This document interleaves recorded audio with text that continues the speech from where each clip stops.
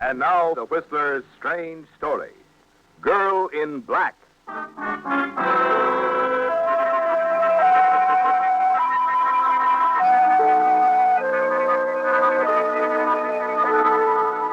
The big city that only a few short months ago had held so much promise and excitement for Margaret Bale now seemed empty and vacant, and she felt terribly, frighteningly alone. The show in which she had a good part had opened one night and closed the next. And with its closing went Margaret's dreams and hopes for a successful acting career. And now, climbing the stairs of a second-rate theatrical agency to the office of Sam Walker, you only hope you can talk the cigar-smoking little man out of a loan, so that you won't have to add insult to injury and write your people for your return railroad fare. Sam Walker, however, seems to anticipate the purpose of your visit, and he makes things coldly clear almost before you can sit down. Honey, let's get one thing straight. This is a theatrical agency, not a lending agency. Now, look, you're down on your luck, but things will turn out. No, Sam. This isn't for me. I've found out now. My parents were right. Your parents? Yeah. They told me to go ahead, take a couple of years while I had them to spare, give it a try, get it out of my system. Well, I've tried. Yeah, I guess you have. Look, Maggie, if you're really serious about going home. I am. I think I almost want to now. No. Well, I got a way you can almost get there. Maybe pick up a few bucks besides. Oh? Yeah, come to think of it, you'll even get a new dress out of the deal. Cinderella Sam, keep talking, will you? Kind of unusual setup. Not too unusual, though. I guess it happens sometimes. Somebody in the family doesn't want to take the time, or maybe they're not interested. I don't know. Come on. What's the job? It's a acting job, in a way. You'll play the part of a grieving relative. What? Look, honey, you want to get home? There's really nothing to this. Your train fare and $50. You'll accompany the casket to a little town called Prentisville. Prentisville? Well, that's only a couple of 100 miles from my hometown. Good. You take the train from here. They'll put the casket on the train at St. Ord. You sign for it, escort it to Prentisville. That's all. You take the job? Oh, of course I do, and thanks, Sam. Good. Here's your train ticket. You'll get the money in Prentisville at the Greenbrier Mortuary. The party who's paying for all this will leave an envelope for you at the mortuary manager. $50, you said? Well, with what I have left, I'll be able to take a box from Prentisville. Oh, Sam, I love you. Sure, I love you, too. When you get home, don't forget to mail me back my 10%. With pleasure. Oh, what about that new dress? Oh, yeah. It's arranged for you to charge it at a local department store. Let's see, Clivedale's. Clivedale's? Well, get me. At least I'm going home in style. Yeah. Just don't get too stylish, honey. You better make that dress black.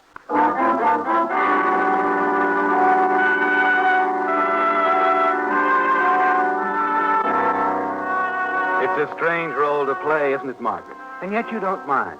You even get enjoyment out of selecting the dress. It's been so long since you've bought one. On the train, you find the ride restful and pleasant, and any misgivings you had about your assignment have vanished. But as the train stops at St. Ord, you find the little station framed in a damp, ominous fog.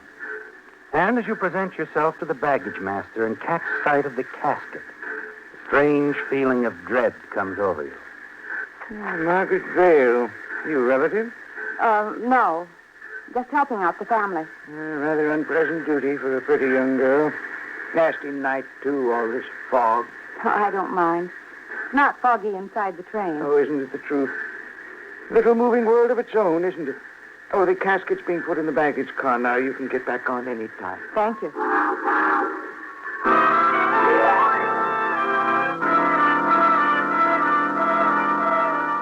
Minutes later, the train is underway again. And it's like the baggage master said, isn't it, Margaret? A moving world of its own. And you feel safe, secure. You put your head back against the seat cushions and drop off to sleep.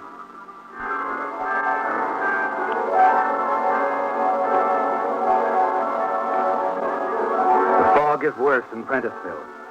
You feel as if you're in a dream or a play, and everything that happens seems only like impressions. The casket, taken from the train, moved through the fog into a waiting car. The train pulling out and leaving you alone with the man from the mortuary. I was told there'd be an envelope here for me. Do you have it with you, or were you expecting me to pick it up at the mortuary office? Envelope? Oh, yes, there was one. I'm sorry, miss, but I left it in the office. I'll be happy to mail it to you in the morning. No, No, I have to have it now. I'm leaving Prentisville as soon as I can get a bus. Very well, miss. This way. You can ride out with me.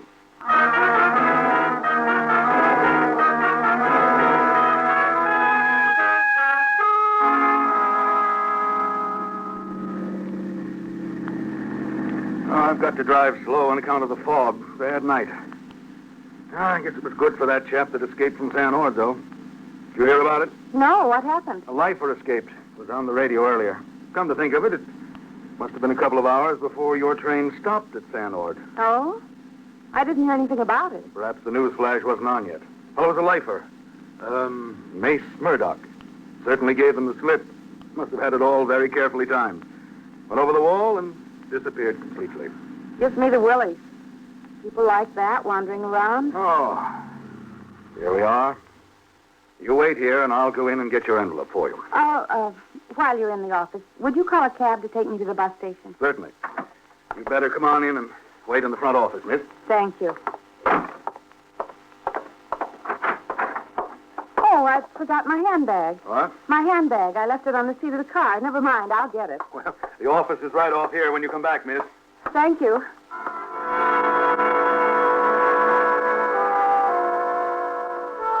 Outside, as you start toward the dark paneled car containing the casket, you suddenly freeze in your tracks, staring. There's a man emerging from the door at the rear of the car. A tall, sturdily built man in prison garb. The casket. That's the only place he could have hidden, isn't it, Margaret? You gasp and open your mouth to cry out, but he's upon you before there's any sound. He claps a hand over your mouth, and with his free arm drags you back into the shadows of the platform. Be quiet, you won't get hurt. Here they come, my pals.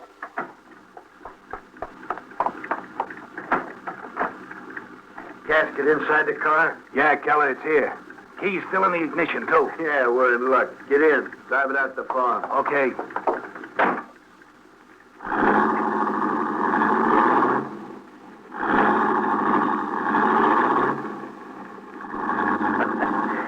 So long, boys.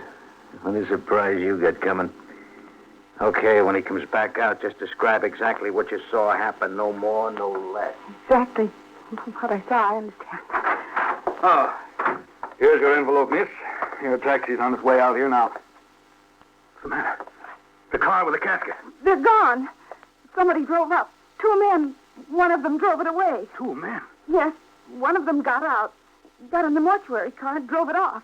The other one followed him in the car they drove up in. They said they'd meet out at the farm or something like that. Oh, I can hardly believe it. It never happened before. It happened just now, just as I told you. There was nothing I could do. I didn't dare call No, out. of course not. Police. I've got to call the police. I'm going inside and call the police. Hold it, sister. Not leaving you here to tell them what else happened. Just before the truck was stolen, the dead came to life, huh? You're the one they're looking for, aren't you? Murdoch, the killer that escaped from the prison near San Ord. You were in the casket when they put it in the train. That's right. Specially built, with plenty of ventilation, real comfortable. There wasn't anyone dead. No one. Now, come on. The man went to call the police. This is no place for you and me. Oh, please, go on without me. There's nothing more I can do. I won't tell anyone about you. I'm just an actress on my way to my hometown. If you're a good girl, you'll get home okay. An actress, huh? Well, you can act like you're married to me. I can move around better that way. The police won't be looking for the 2 of us together. You won't get away with it. Not in those clothes. In this fog, I can make it to an apartment where I'm picking up some different clothes and a car. After that, we'll hit the road.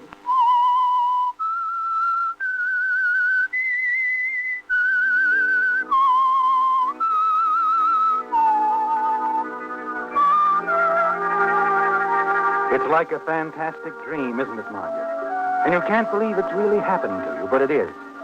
And now, Mace Murdoch, holding you tightly by the arm, hurries you down the darkened side street. Mace Murdoch, convict, who escaped the police through a prearranged plan, hiding in the casket you accompanied on the train from San Ord. He can't let you go, can he, Margaret? No, because he's afraid you tell the police, so he's decided to take you with him. And you wonder where and how it will all end. There's one thing you're certain of. When you're of no further use to him, he'll kill you, won't he? 10 minutes later, the two of you hurry into a small apartment building.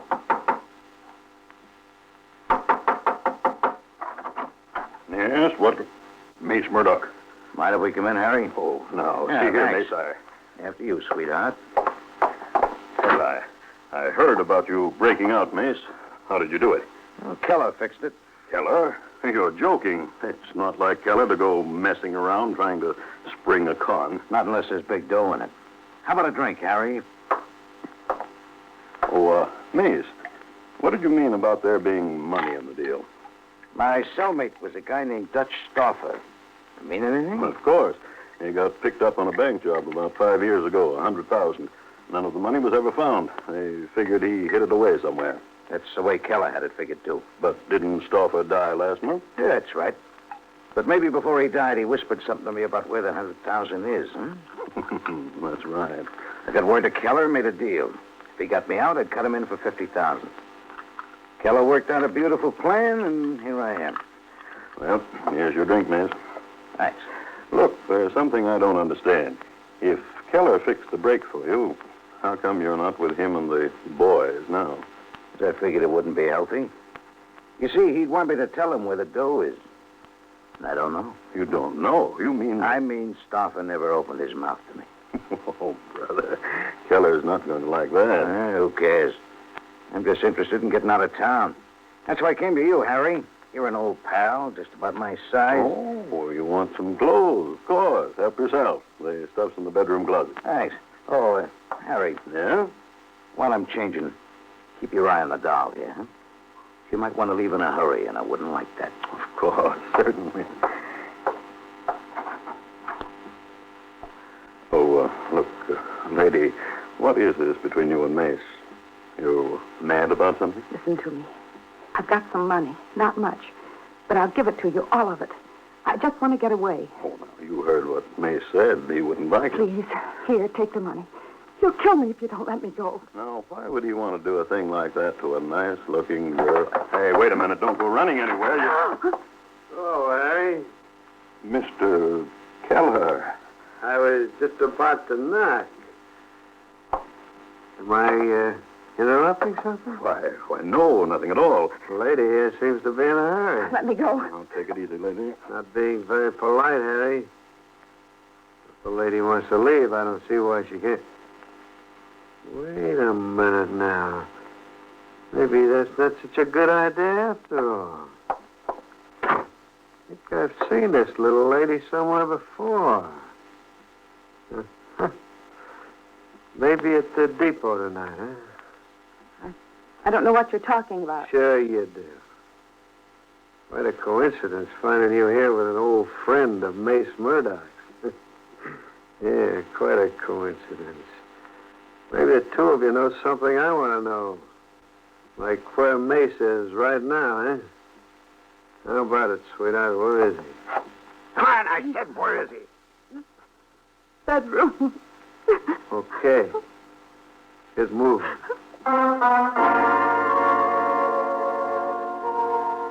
Keller draws a gun from his pocket and, using you as a shield, forces you toward the bedroom door. Then, in a sudden movement, he reaches past you and opens the door. You stand there, paralyzed with fear. Nothing happens. And then you see why. The bedroom window is wide open, the wind blowing the curtains into the room. Keller brushes you aside and hurries to the window. He's gone. Got away down the fire escape. Gone. He's gone. Well, he's not going to get very far. What's going on here? Where's Keller gone to? Out there. Out the window? Yes. Murdoch got away. Keller went after him. Well, what do you...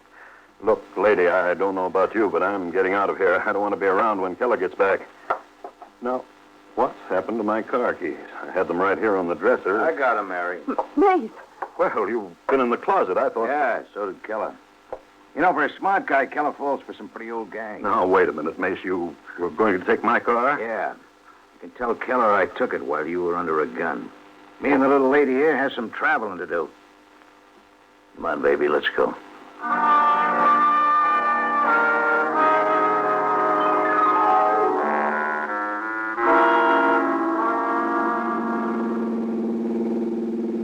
What's that town we're coming into up ahead, sweetheart? Colby. Looks sort of busy for this time of night. Hey, maybe they got a dance going, huh? That's right. You seem to know an awful lot about this part of the country. My hometown isn't very far from here. Oh, that's all. Never figured you for a small-town girl. Hey, look. Better move in closer to me. Put your head on my shoulder. What? Put your head on my shoulder and shut up. Police car parked at the corner. Yeah, that's better. Now we're just a guy and his girl out for a little drive. Mace, What? I've done everything you asked me, haven't I? Sure. You've been a good girl. So? You're in the clear now. Over 150 miles out of Prentisville. The police There's won't... still state cops to watch out for. Like those two we just passed. We'll be coming into my hometown in another hour or so. And you want me to drop you off, huh? I wouldn't say a word to anyone, Mace. I wouldn't. I know. So I'm not going to give you that chance. Mace, listen. Keep your head down. Right there on my shoulder where it's supposed to be. Now, forget about your hometown, sweetheart. I'm not letting you out of my sight yet. Not for a good long while.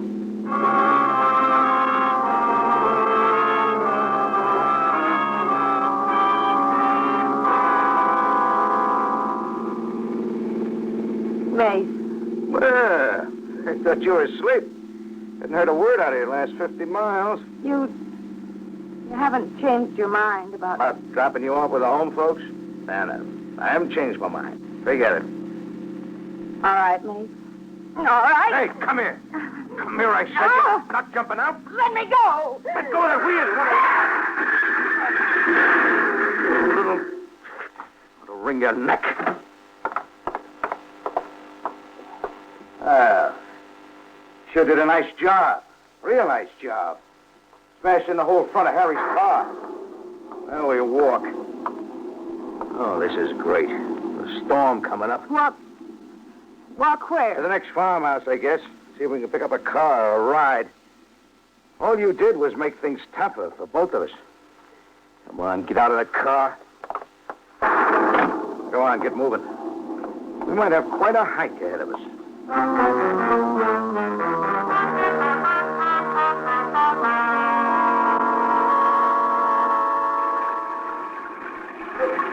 Now, hold it. There's a farmhouse. See if they can help us. You won't harm anybody. Yeah, we'll see what they do for us. Remember now, we're Mr. and Mrs. Williams. Our car broke down. All we want's a ride to the nearest bus station. You got that? Mr. and Mrs. Williams, whatever you say. Come on.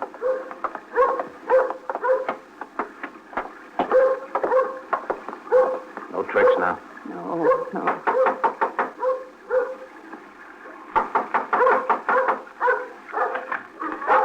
Yes? How do you do? We broke down our car. Wondered if we could get some help. Oh, well, just a moment.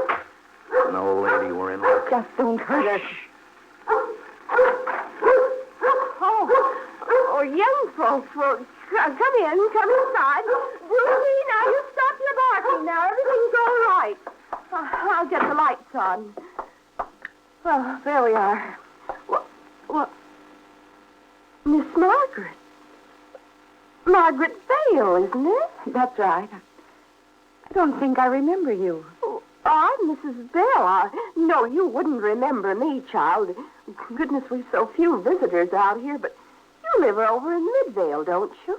That's right, and it isn't Miss Vale anymore, Mrs. Bell. Oh? No, it's Mrs. Williams now. Well, how nice. How very nice for you, my dear.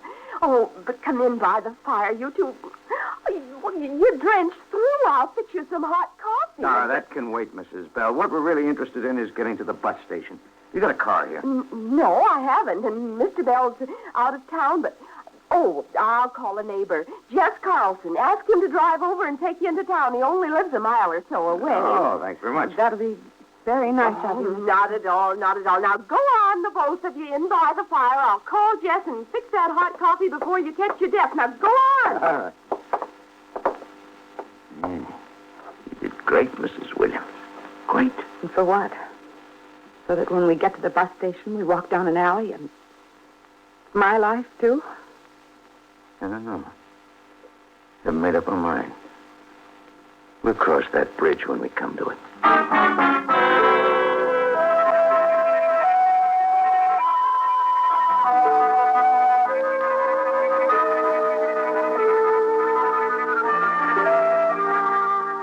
been a terrifying ordeal, hadn't it, Margaret? A nerve-shattering nightmare that had its beginning when Mace Murdoch, escaped convict, forced you to accompany him in his flight from the police. And then suddenly it was all over. This train had proved too much. You vaguely remember a car driving up in front of the house. Remember trying to get to your feet. And then the sudden collapse, darkness closing in, engulfing you. And now the black veil is lifted. You find yourself on the couch in Mrs. Bell's living room with Mrs. Bell and the local sheriff. Hello. Feeling all right now? Yes, I think so. How did I get here? Oh, you fainted, dear. Murdoch, where's... Easy now, easy. I'm the sheriff.